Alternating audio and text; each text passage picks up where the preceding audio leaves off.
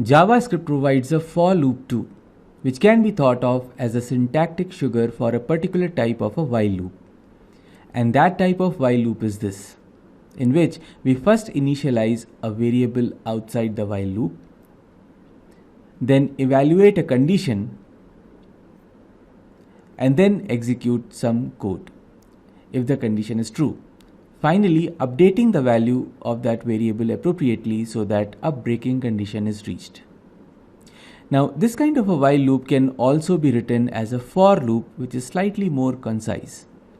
And the way to write it is, we first write the for keyword, then open and close brackets, and this space is divided in three parts, separated by two semicolons. The first place is meant for the variable declaration and initialization. Then the condition inside the while loop goes and sits at the second place. And finally, any variable updates that may happen to reach the breaking condition is put in this third slot. And finally, all the code that is inside the while loop is put in a code block. I mean all the statements except the variable update statement, which has already gone here. So these two types of loops are essentially doing the same thing, but they are just different ways of writing your program.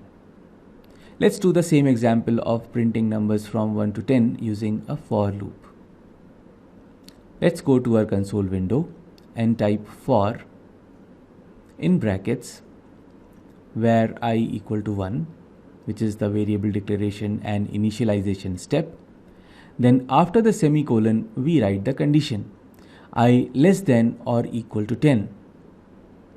Then another semicolon, and then we increment the value of I by 1.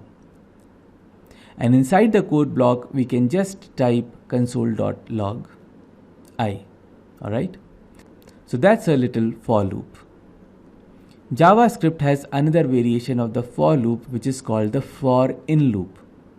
And this construct helps us access each property of a JavaScript object. So we will look at it later after talking about objects.